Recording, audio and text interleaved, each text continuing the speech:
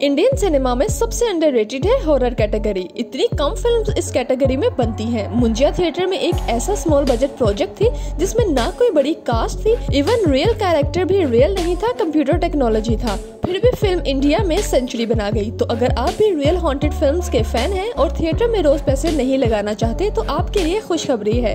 Kakuda release हो गई है डायरेक्ट OTT ZEE5 पर। कमाल की बात बताऊं, फिल्म मेकर का नाम जानकर तो आप उछल पड़ोगे, क्योंकि फिल्म के डायरेक्टर वही हैं जिन्होंने मुंजिया के साथ बॉक्स ऑफिस पर सेंचुरी लगाई। अब डायरेक्टर सेम है तो ये नहीं समझना कि मूवी का कॉन्सेप्ट भी सेम होगा। कहानी है एक छोटे से गाँव की, जिसके हर घर में एक चीज बिल्कुल कॉमन है और वो है घर में एंटर होने के लिए एक बड़ा दरवाजा और एक छोटा दरवाजा। अब छोटा दरवाजा क्यों है, इस पर तो सारी कहानी बेस्ड है। इसके पीछे छुपी है एक बहुत मजेदार कहानी।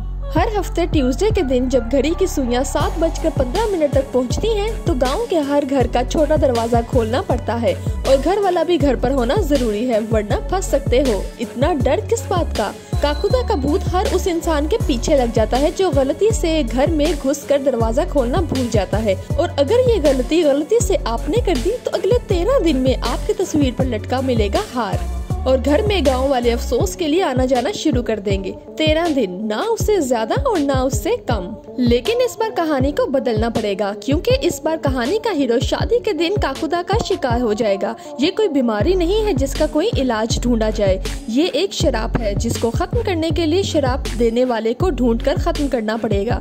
बचने का बस एक ही रास्ता है कि वो इंसान जो बचपन से इंसानों से कम और भूतों से ज्यादा बातें करता है, जिसे घोस्ट हंटर कहते हैं। काकुदा का केस इसके करियर का सबसे मुश्किल केस होगा, क्योंकि काकुदा करता क्या है ये तो सब जानते हैं, लेकिन काकुदा है कौन और कहां से आया है ये राज भी उसके साथ ही चला जाएगा। सुनकर मजा आया ना?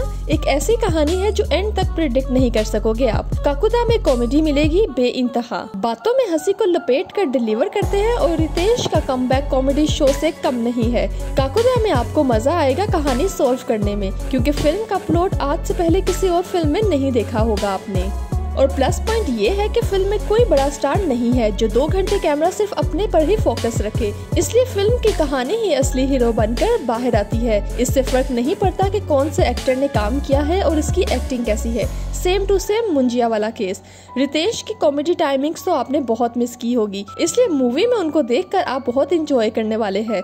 सोनाक्षी का कैरेक्टर इस फिल्म में बहुत इंपॉर्टेंट है, क्योंकि इस कैरेक्टर में एक ट्विस्ट छुपा है जो फिल्म देखने पर ही आपको समझ आएगा।